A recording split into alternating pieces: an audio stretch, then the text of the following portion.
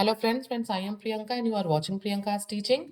Friends, today I am going to explain you lesson number 11 given in the book of class 4, James English Reader Silver Jubilee Edition by Ratna Sagar. Friends, the title of the chapter is James and the Jane Peach. Okay? Before starting the chapter, we will go through the get set, so please be with me and let's start. James will go on an adventure with his friends. जो James है ना वो अपने friends के साथ एक adventure पे निकलता है, ठीक है ना. Help him reach them. अब उसकी मदद करिए उन तक पहुंचने में. Hint, join all the words related to travelling. इसमें जितने भी वर्ड्स जो है इस पजल में ट्रेवल से रिलेटेड है, आपको उन सबको मैच करना है. So do this activity and let me know in the comment section. Friends, chapter को स्टार्ट करने के पहले मैं आपको जेम्स के बारे में कुछ बताना चाहती हूँ. फ्रेंड्स, जेम्स जो है वो एक छोटा बच्चा है, ठीक है, जिसके पेरेंट्स की डेथ एक एक्सीडेंट में हो जाती है. और जेम्स जो है वो अपने अंकल आंटी के साथ रहना शुरू करता है. जब जेम्स अपने अंकल आंटी के साथ रहने लगता है तो वो वहाँ पे बहुत काम करता है और बदले में जो अंकल आंटी हैं सिर्फ उसको थोड़ा सा प्यार, केयर और रहने के लिए खाना वगैरह देते हैं. एक दिन ऐसे ही जो जेम्स है वो अपने गार्डन में टहल रहा था, तभी उसको वहाँ पे एक स्ट्रेंजर ओल्ड मैन मिलता है जो जेम्स को एक बैग देता है which is full of crocodile tongue, ठीक है, और बताता है कि ये जो क्रोकोडाइल टंग है वो तुम्हारे विशेष को पूरा कर सकते हैं, बट इनका यूज जो है तुम बहुत केयरफुल वे में करना, ठीक है. एक दिन जेम्स जो है उन टंग्स के पावर को चेक करने के लिए वो एक जेन पीच ट्री पे के नीचे जाके खड़ा होता है और अचानक गलती से उसके हाथ से जितने भी क्रोकोडाइल टंग हैं वो सब स्पिल ओवर नीचे गिर जाते हैं. और फिर क्या होता है कि एक जेम्स और तभी क्या होता है कि छत से नहीं, पीच के जो ट्री है ना उससे एक पीच टूट के नीचे गिर जाता है और वो क्या होता जाता है, वो बहुत बड़ा बहुत बड़ा बहुत बड़ा, और वो जेम्स के घर से भी, जेम्स के अंकल आंटी के घर से भी बड़ा हो जाता है, ठीक है. तो फिर रात में एक दिन ऐसे ही जो है जेम्स जो है सोच रहा होता है कि उसे क्या करना है, तभी उसे कुछ आवाज सुनाई देती है और जब वो निकल के जाता है तो उसको पीच में एक एंट्रेंस दिखाई देता है. जब वो इस एंट्रेंस से एंटर करता है पीच के अंदर तो उसको वहां पे कुछ क्रीचर्स मिलते हैं जो जिनसे वो बात कर सकता है. फिर वो क्रीचर्स बताते हैं कि वो भी फ्री होना चाहते हैं वहां से, और जेम्स भी जो है अपने उस घर से, जो अंकल आंटी का घर है, उनसे फ्री होना चाहता था. और तभी क्या होता है, एक ट्रेवल शुरू होता है उन क्रीचर्स के साथ जेम्स का, जिसको हम इस स्टोरी में आगे पढ़ेंगे. Okay, now I am going to explain you the chapter. Okay, in this extract from James and the Jane Peach by Roald Dahl, James and a few insects set out on an adventure on a Jane Peach. क्या होता है, ये जो हम story पढ़ रहे हैं ये रॉल्ड डाल का जो है एक बुक है जिसका नाम है जेन पीच, उससे लिया गया ये एक हिस्सा है जिसमें हम पढ़ेंगे कि जेम्स और कुछ इंसेक्ट्स जो हैं वो एक एडवेंचर पे निकलते हैं. किसमें सवार होके, एक बहुत बड़े से पीच में, यानी कि पीच की हिंदी होती है आड़ू, ये एक फ्रूट है, उसमें सवार होके.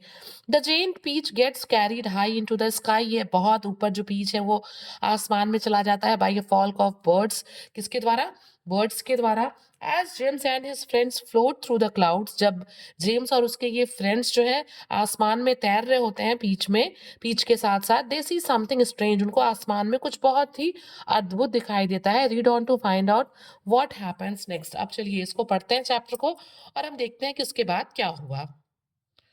Okay friends, James Henry trotter and his companion crouched close together on top of the beach as the night began closing in around them.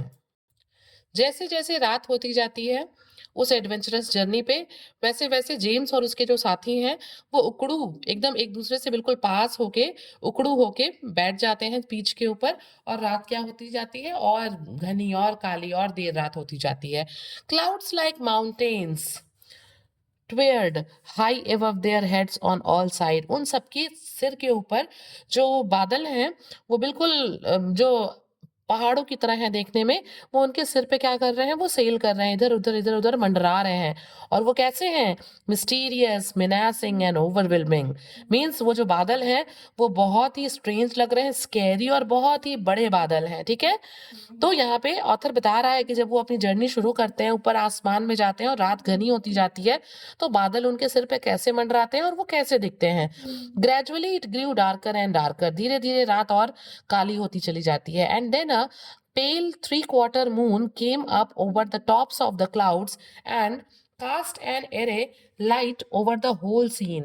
और अब ऑथर हमें बताते हैं कि जैसे जैसे रात होती जाती है, पीले रंग का 3/4 मून मीन्स पूरे फुल से थोड़ा कम मून जो है वो आसमान में ऊपर निकल जाता है, टॉप ऑफ द क्लाउड्स, बिल्कुल बादलों के ऊपर, and cast an eerie light over the whole scene. और ये जो पूरा दृश्य है, पूरा जो उसके आसपास का जगह है, उस पे क्या है, एक उस पे स्ट्रेंज एंड फ्राइटनिंग लाइट जो है वो फ्लैश करता है।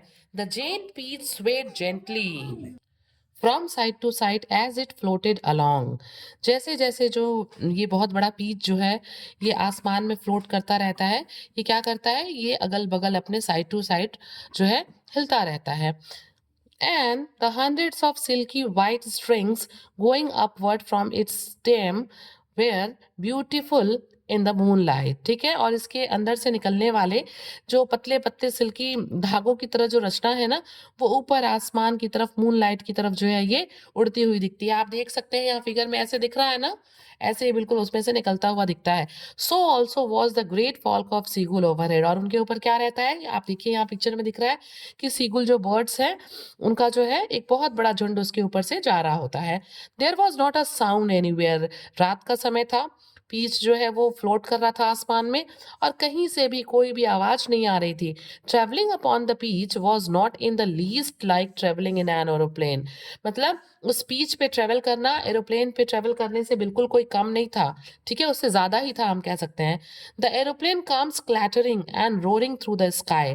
जब आसमान में एरोप्लेन उड़ता है ना, जब हम उसमें जर्नी करते हैं तो क्या होता है, एक क्लैटरिंग, एक आवाज आती है खड़खड़ाहट की, ठीक है, एक रोर की आवाज होती है आसमान में। And what ever might be lurking secretly up there in the great cloud mountains goes running for cover at its approach। क्या होता है कि जब भी कोई चीज, कोई सीन आता है, कोई चीज आती है, तो वो क्या हो जाता है, वो हाइड हो जाता है। लर्किंग सीक्रेटली मीन्स वो हाइड हो जाता है, बड़े लर्किंग सीक्रेटली हाइड हो जाता है up there in the great cloud mountains, ऊपर आसमान में ही कहीं, and goes running for cover at its approach. और ये जो है प्लेन की पत्तियों से छिप जाता है, बादलों से छिप जाता है, मीन्स जो कुछ भी उसके रास्ते में आता है वो अंदर बैठे हुए आदमी को नहीं दिखता। जबकि इस जेंट पे पीच पे सफर कर रहे इन सारे क्रीचर्स को और जेम्स को पूरा आसमान बिल्कुल क्लियर दिखाई दे रहा होता है। और इसीलिए ऑथर कहते हैं कि पीच पे ट्रेवल करना बिल्कुल एरोप्लेन में ट्रेवल करने से बिल्कुल कोई कम नहीं था। That is why people who travel in aeroplane never see anything. और क्या होता है, चीजें छिप जाती हैं या तो एरोप्लेन के पत्तियों से, उनकी पंखों से, या फिर हम कह सकते हैं बादलों से। इसीलिए जो लोग एरोप्लेन में ट्रेवल कर रहे होते हैं उन्हें कुछ भी दिखाई नहीं देता है कभी भी। But the peach, ah yes, the peach was a soft, stealthy traveler, making no noise at all as it floated along। लेकिन जो पीच पे जर्नी कर रहा था ना, ये बड़ा ही एडवेंचरस था। क्यों? द पीच वॉज सॉफ्ट, ये बहुत मुलायम था। स्टिथली यानी कि बिल्कुल शांत था, काम था। स्टिथली ट्रेवलर, उस पे जो ट्रेवलर्स थे वो बहुत शांत थे। Making no noise at all, वो बिल्कुल कोई शोर नहीं कर रहे थे। एज इट फ्लोटिंग अलॉन्ग, जैसे जैसे ये आसमान में तैर रहा था पीच, ना कोई शोर था ना कोई शराबा था, और बिल्कुल जो है पीच बिल्कुल सॉफ्ट भी था। And several times during that long silent night ride high up over the middle of the ocean in the moonlight, James and his friend saw things that no one had ever seen before। और जब James और उसके ये friend आसमान में travel कर रहे थे ना, तो ये जो जेंट पीच था, ये क्या करता हुआ, फ्लोट करता हुआ जो है उस मून लाइट में ओशियन के ऊपर से भी गुजरता। और उस रात जेम्स और उसके फ्रेंड्स ने जो कुछ भी देखा, whatever they have seen, वो पहले कभी किसी ने नहीं देखा होगा। Once as they drifted silently past a massive white cloud. एक बार जब वो एक बहुत बड़े व्हाइट क्लाउड के पास से बिल्कुल धीरे से स्मूथली स्लोली निकले, they saw on the top of it a group of strange tall wispy looking things that were about twice the height of ordinary man। और जब ये एक बार जो है ना गुजर रहे थे आसमान में से, तो इन लोगों ने व्हाइट क्लाउड्स के ऊपर कुछ बहुत लंबा, बहुत पतला, ऐसा कोई चीज देखा जो मैन की हाइट से भी, ह्यूमन बीइंग की हाइट से भी बिल्कुल क्या था, ट्वाइस था। ठीक है। They were not easy to see at first, पहले जो है उनको देखना बहुत आसान नहीं था, because they were almost as white as the cloud itself, क्योंकि उनको देखना इतना आसान इसलिए नहीं था क्योंकि वो इतने सफेद थे कि जितना सफेद खुद आसमान था तो वो उसमें मिल जा रहा था, इसलिए उसको देखना इतना आसान नहीं था। But as the peach sailed closer, लेकिन जैसे जैसे जो बड़ा सा आड़ू था, पीच था, वो तैरते हुए फ्लोट करते हुए उसके पास आया, it became obvious that these things were actually living creatures. जब वो उसके पास आए तो इनको पता चला कि ये जो चीज दिख रही है जो कि बहुत पतली सी लंबी सी है, ये क्या है, कुछ लिविंग क्रिएचर्स है। टॉल जो कि लंबे हैं, विस्पी यानी कि दुबले हैं, wreath like shadowy white creatures who looks as though they were made out of a mixture of cotton, wool and candy floss and thin white hairs। मतलब ये जो creatures हमें दिख रहे थे वो लंबे थे, पतले थे, ठीक है, विदर लाइक यानी कि पीले रंग के पेल थे, शेडोई उनकी परछाई कुछ शेडोई टाइप में थे, व्हाइट क्रीचर्स थे, हु लुक्ड एज दो दे वर मेड ऑफ, और ऐसा लग रहा था कि वो कॉटन, कैंडी फ्लॉस के किससे बने हुए हैं, थिन व्हाइट हेयर के से बने हुए हैं। इन सब चीजों को मिला के उसको बनाया गया है, ठीक है। ओह द लेडी बर्ड सेड, अब लेडी बर्ड क्या कहती है सुनिए। I don't like this at all, मुझे ये देखना, मतलब जो दिख रहा है उन लोग को आसमान में, वो कहती है कि मुझे ये बिल्कुल पसंद नहीं आ रहा है। जेम्स विस्पर्ड बैक, तभी जेम्स जो है उसको शांत रहने के लिए कहता है। Don't let them here you, कहता है कि इतना जोर से मत बोलो, उन्हें खुद को तुमको सुनने मत दो, तुम धीरे बोलो नहीं तो वो सुन लेंगे। They must be cloud man, ये कौन है, ये जो हमें आसमान में टॉल विस्पी विदर लाइक शैडो ही दिख रहे हैं, ये क्लाउड मैन है, ठीक है।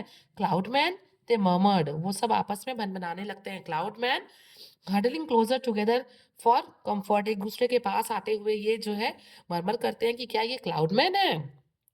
Oh dear, I am glad I am blind and I cannot see them. और तभी उसमें से the earthworm said, earthworm कहता है कि oh dear I am glad, मैं खुश हूँ, आई एम ब्लाइंड कि मैं अंधा हूँ, मैं खुश हूँ कि मैं अंधा हूँ, कि मैं उनको देख नहीं सकता। अर्थ फॉर्म जो है कहता है, और आई वुड प्रोबेबली स्क्रीम, और वो कहता है कि अगर मैं देख सकता ना तो मैं उनको देख के चीख देता, मीन्स वो खुश होता है कि वो उनको देख नहीं सकता है। Okay, I hope they don't turn round and see us, और वो कहता है see us, Mrs Spider stammered, और फिर मिसेस स्पाइडर है वो स्टैमरिंग करते हुए, हकलाते हुए कहती हैं कि मैं उम्मीद करती हूँ कि ये जो क्लाउडमैन है ये मुड़ के हमें नहीं देखेंगे। Do you think they would eat us, the earthworm asked, और तभी अर्थवर्म पूछता है कि क्या तुम्हें लगता है कि वो हमें खा सकते हैं। They would eat you, the centipede answered grinning, और तभी जो सेंटिपेड है जिसको हम कनखजूरा कहते हैं, वो जो है अपने मुस्कुराते हुए कह सकते हैं, वो कहता है कि वो तुम्हें खा जाएंगे।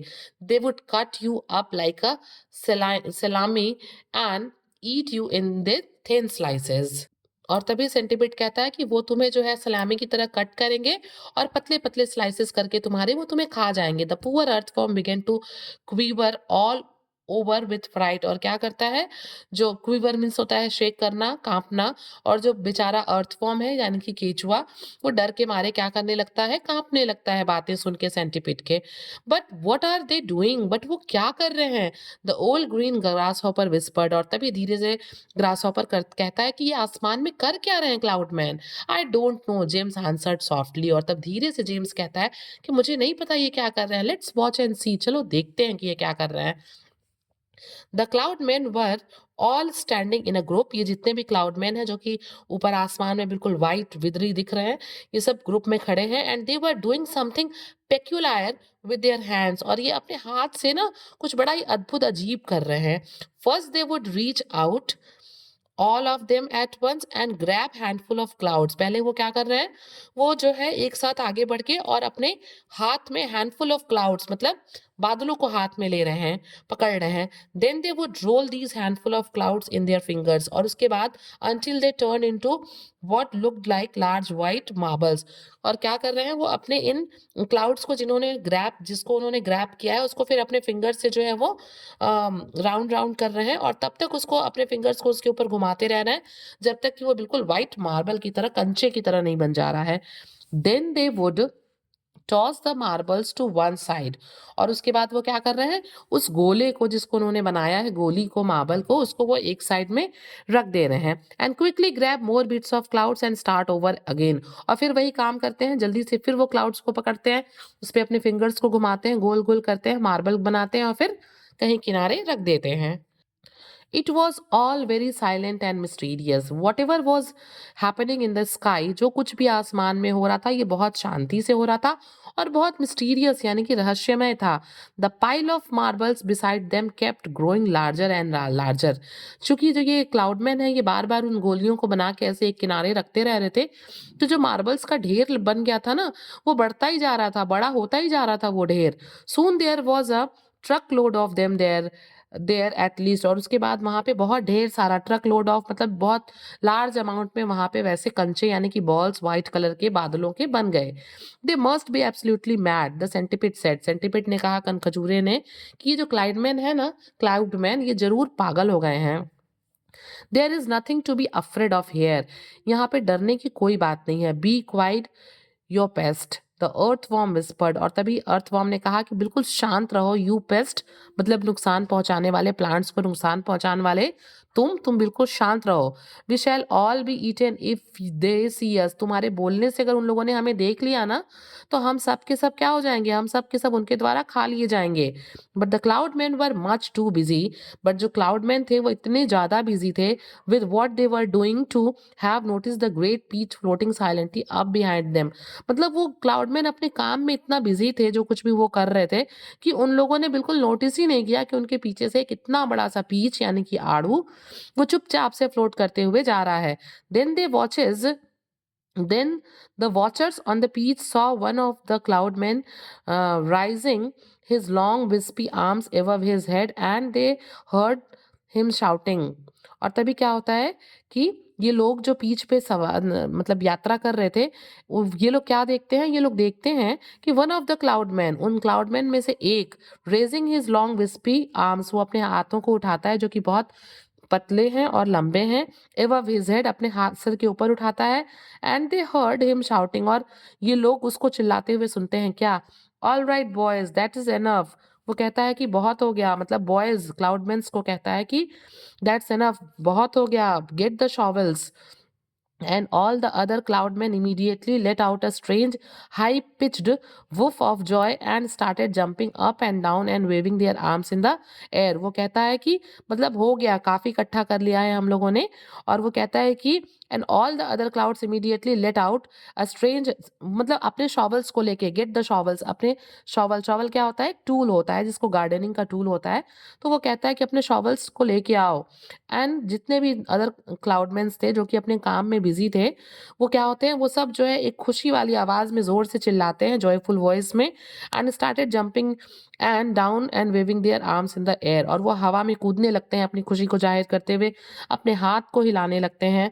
Then they picked up enormous shovel and rushed over to the pile of marbles, और ये क्या करते हैं, जैसा कि एक क्लाउडमैन ने इनको आवाज लगा के कहा था, ये अपने साथ, ये सब के सब अपने शॉवल्स को लेके उस तरफ जाते हैं जहां पे मार्बल्स के ढेर लगे थे, and begin shovelling them as fast as they could over the side of the clouds into space, और वो क्या करने लगते हैं, इतनी जोर से अपने शॉवल्स को उस पाइल ऑफ मार्बल्स में चलाने लगते हैं, जैसे कोड़ना कह सकते हैं, उसको कोड़ने लगते हैं, बादलों के आसपास, शॉवलिंग देम, उसको कोड़ने लगते हैं, as fast as they could, उतना तेज कोड़ते हैं जितना तेज वो कोड़ सकते हैं, over the side of the clouds, बादलों के किनारे किनारे आसमान में, down they go they chanted as they worked, और जब वो ये काम कर रहे थे अपने शॉवल से, तो वो सब क्या कह रहे थे, डाउन दे गो, मतलब कि आसमान से अब तुम लोग नीचे जाओ, down they go, hello and snow फ्रीजेज and sneezes and noses will blow.